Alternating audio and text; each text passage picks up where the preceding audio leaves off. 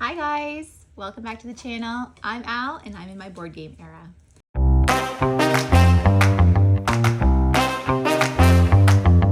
So today we have a top 20, well we don't have the full top 20 because we just don't. We have to build the anticipation, the excitement for the top 10 because that's really what we want to get to. So today we have numbers 20 to 11 of my top 10 of 2023. So we'll look back in 2024, well, it'll be 2025 at the time. We'll look back and see, oh, look how cute. I loved that game then, and now not so much. So let's get started. Top 20, here we go. Number 20. Now this is a great game, family game.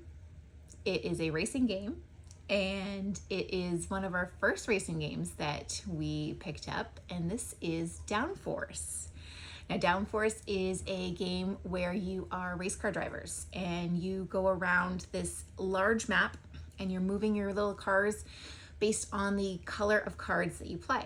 Now the interesting part of this is that you're not only moving your car, but you're also moving other people's cars. So you get to block their paths and you get to advance your car and get around those turns faster than the other cars so that you are eventually the winner. What is exciting about this game as well is that it plays up to 6 players. So it's kind of like a middleweight party game, like a mid-sized party game. Well, we'd consider a party game anyways, because it's light, it's fun. There's not a lot of rules. There's not a lot of thinking that has to be done. And I tell you, the first time that we played this game, we had everybody standing up around the table, so excited and cheering and throwing cards down. And it was a whole experience. So every time we play Downforce, it is a good time. Highly recommend. Okay, number 19, we have Sagrada. So Sagrada was early days for us. It was a random buy. I was in a game store and looking for something to add to our Christmas list. This is when we were just starting to get into the hobby, and we didn't know too much about what was out there, but it was recommended by one of the employees at the store. And it is a dice rolling game. Has all these beautiful colored tiny little dice. You roll and you pick from the dice pool to add to this board in front of you, which creates like a beautiful, not really mosaic, more stained glass, I think is the intention, stained glass board, but there are rules to it. So you have individual player boards that dictate where colors can go, where numbers can go, and you can never put the same color side by side, and you can never put the same number side by side. They can go diagonal from each other. And it's this really fun, puzzly little game that is a little bit thinky, but not too bad. A little bit like, what's the numbers game? You know the numbers game I'm thinking about. What's the numbers game? It's not really a game, it's like a puzzle, like a crossword for numbers. And that is the name of a thing that I can't remember. But it's kind of like that. And you're all going, oh, it's yelling to me in the... I can't hear you, so I wish I could because I cannot remember for the life of me what that is called. Man, it's on the tip of my tongue. Anyways, This game, super fun, very beautiful. And I highly recommend something like this if you are into puzzles and beautiful art games. Next on our list is definitely early game days for us. I believe it was our second game that we purchased. I think a lot of this top 20 are going to be the highlights reel of our beginning origins. This is like an origin story, which is fitting for my next game on my list. Number 18 is Legendary, specifically Marvel Legendary. So this is a really cool game. It's a card drafting game where you draft heroes into your deck, into your hand and your deck, and you play them out against a villain of your choice. Now that villain also has henchmen and little minions that he works with, and they come out into the city in different parts of the city, and you and your team, because you play cooperatively, as most heroes do, to battle down this big bad. And as you do that, your hand grows with more powerful heroes, and eventually, fingers crossed, you're able to go against the main bad guy and battle him down to 0 health. It was really cool. We hadn't seen anything like that before.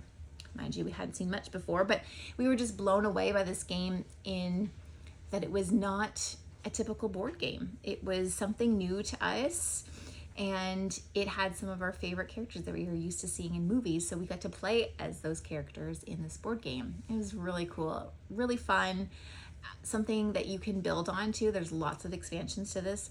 I believe we have a Deadpool one. I think there are some X-Men and some of your more popular Marvel characters, the Hulk, Iron Man, Captain America. So everybody's there that you want to see. Lots of fun, definitely recommend. Okay, number 17, this is Elder Sign. Now this one, I'm not sure if it's a big game to many people, if it's just one of those games that's a little bit older now, so you don't hear about it a lot. Again, it was our early days game.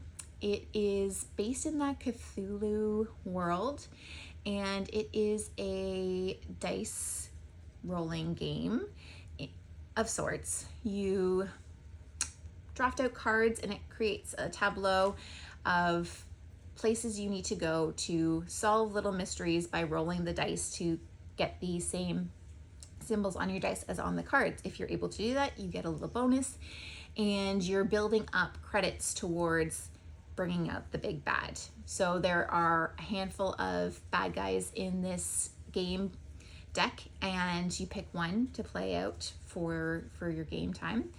And it is a really interesting twist on dice games and co-op, because you also play together. It was, again, not something we were used to, but really took a liking to. And every time we play, we go through stints of playing it and we're like, oh, this is a really good game. Why don't we play this more? And we play it out, and then we're like, okay, we'll take a break, we'll play something else. And then we pull it out again and we're like, oh, why don't we play this game more? So it's one that's always coming out and always enjoyable. Number 16 is New York Zoo. This one is a newer game to us. This is also Uwe Rosenberg, which I mentioned in a previous video. He's known for more of his big box games. We talked about Hallertau and how that was new to our collection this year. New York Zoo, I believe, entered into our ranks last year, and it is a game about building out your zoo. So you are collecting animals and tiles to build out a zoo. The first player to complete their zoo by choosing polyomino tiles to fill up your zoo grid and have their whole board complete wins the game. You do that by drafting animals into your zoo and filling up those polyomino tiles with all of the animals of that one type. If you're able to do that, you get to clear off those animals and pick a bonus tile, which helps fill up your zoo faster. Very fun, very fast. It is a quick game for people to pick up, and it is a great family game for maybe a little bit older players. I would say between 6 and up, depending on your player type. Okay, this next one, number 15, it's an oldie but a goodie, and I think will probably in some way, shape, or form will always remain on a top of something for me. And this is Ticket to Ride. Ticket to Ride classic. It was one of our first games, and it's a classic for a reason. Ticket to Ride, you are using little cards that you get which depict a route you need to get your trains to. So from point A to point B, and along this map of the US, well, for us, we have the US version, there's lots of different expansions. They're not really expansions, they're more of just other games with different maps. There's Europe, London, I believe there's a Paris one, lots of different options out there. For us, we have the US one. So you will pick a route, let's say from Miami to Sault Ste. Marie for all of us in Canada. And you have to play out colored cards that you collect to place down your trains. So crazy that somebody came up with this concept of laying trains and drafting plain colored cards, and it's so fun. We instantly loved this game, and we brought it to visit friends who are not gamers, but when we're around, they game with us. And they loved it so much that they had to immediately go out and purchase this game. This also happened with another game that's coming up soon on my list, and I will tell you about it when we get there. But I think that's the most amazing thing about board games is how they transcend different groups of people, and people you didn't think would be interested in games, board games. They fall in love with these new form of tabletop board gaming, and it becomes part of your everyday lifestyle and fun with friends. Okay, next is our OG board game for our new hobby. This was back in 2016, I believe, was when we first started getting into the hobby. It was slow going at first, but this one definitely kicked us off, and that is Pandemic. Now, I think Pandemic probably starts a lot of people's careers in board gaming off. It is such an interesting concept and very on the head for what we just all experienced in the last few years with the global pandemic. And similar to that fashion, in Pandemic, you work as a team to stop the spread of 3 or 4, I think it's 4 diseases. They don't give you names. They don't talk about who we might be stopping from letting these out. We're just out here, just regular day scientists, just stopping the spread of all of these diseases, and it is incredibly fun. So in Pandemic, you have a few cards in front of you that you use to stop the spread of these diseases. Now, once you're able to collect 4 or 5, depending on your role, because there are some asymmetrical roles in this game, you can go to a research facility and cure that disease. Now, if you're able to erase all of that one disease off the board, you are able to eradicate that one disease, which means that it will no longer infect cities as cards slip. So on your turn, after you're done doing your actions, you flip over new cards to collect into your hand, and there is the possibility that you might get a Pandemic card, and it will spread the disease in epic proportion. It is amazing that when you play this game, you can get to 1, maybe 2 moves away from winning this game, and it will be over like that, and you're like, what just happened? We were about to win. How did the tides turn so fast? It is unbelievable, and it happens all the time in this game. But incredibly, it sucks you back in. You want to play this again and again and again. It is so good, and it is so fun. And another one of those games where you pull out for gamers that aren't used to games like this or new to the hobby, and it hooks them. This is one of those games that we introduced to family and friends, and again, they went out immediately and bought this game and had to play it over and over because we lost like 3 times in a row, and they're like, no, this game will not defeat us like this. We will bring it home and we will do this. And sure enough, like 6 or 7, 12 times later, they definitely did win, but that's what's cool about this game. It doesn't matter how long it takes you to win, it keeps bringing you back for more. Okay, next up, number 13 on the list. This is a surprise. not a huge surprise. I mean, it's a great game, but it's just not part of the regular games you would think to see on an adult board game list. And that is Zombie Kids. This is a fun game that requires very little skill. It is all luck based, and you have one dice, and everybody gets a character, and you play cooperatively to save the school from zombies. So on your turn, you roll the dice, and depending on what color comes up, zombies come out onto the board into that area of the color that you just rolled. What is the best part of this game is that it evolves with you. So the more you play, the more the game becomes something new and different and exciting every time, which makes you want to play it over and over again. So as you hit different milestones of the game, you are able to open envelopes which give you new player powers or new elements to the game that shift the whole dynamic. And it doesn't become harder, it just becomes different. This is a game that I think young kids to old kids can play and enjoy. Adults, families, amazing game. Maybe not solo adults, just based on the type of gameplay, but definitely adults playing with children, very enjoyable. And for that reason, it's on my top 20 list. Okay, number 12 is Everdell.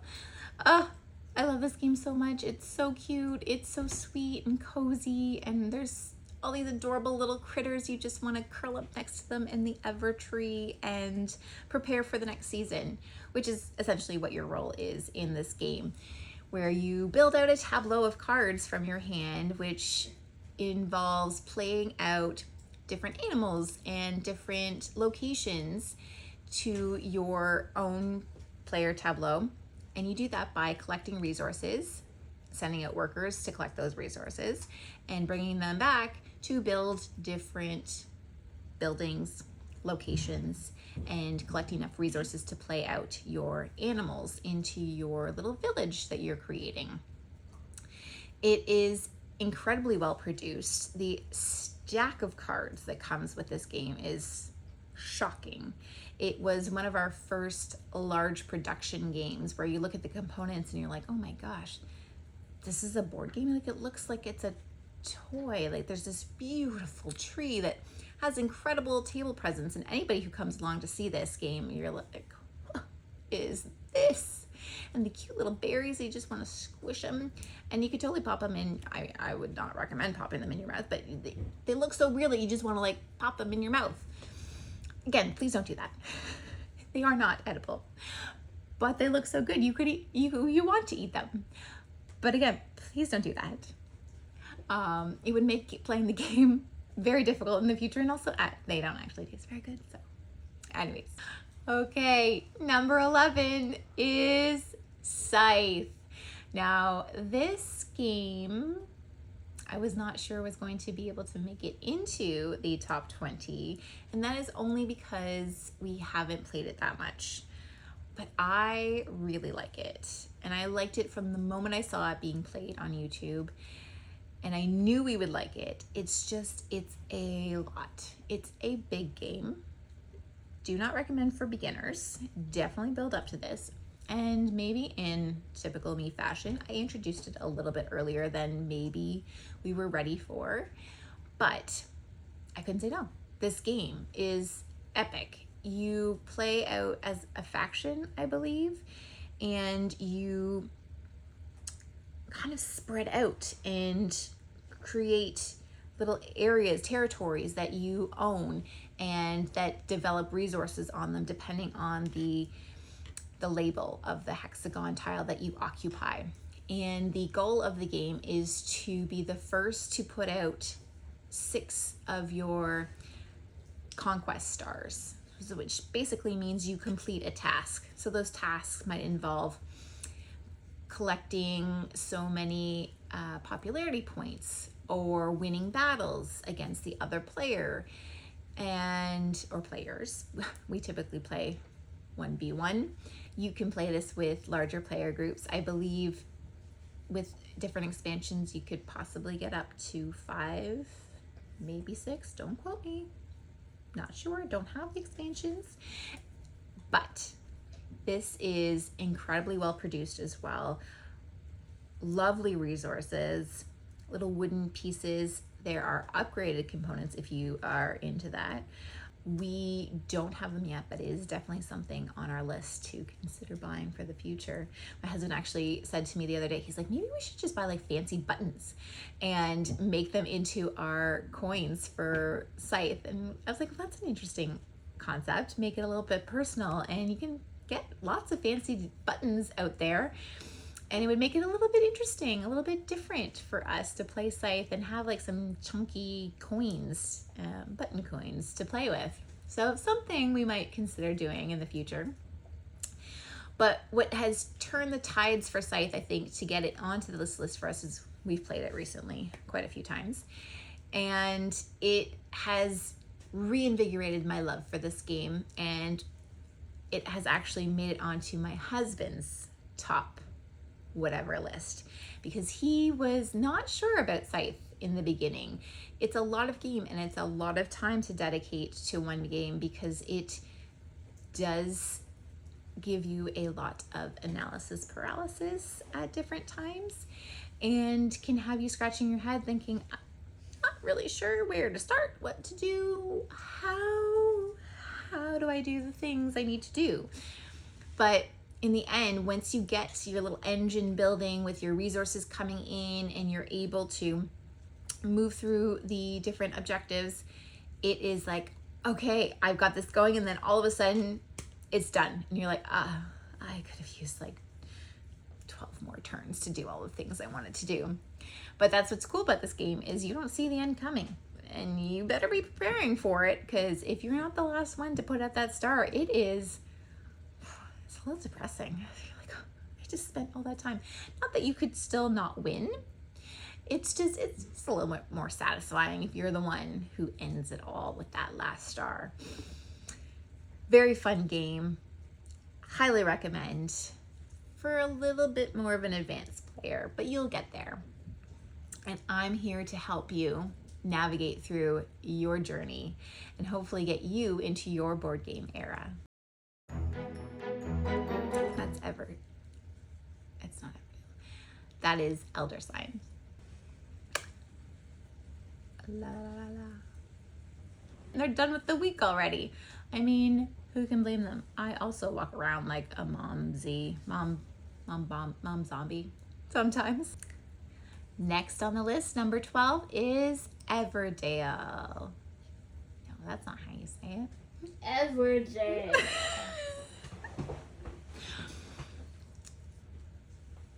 Oh.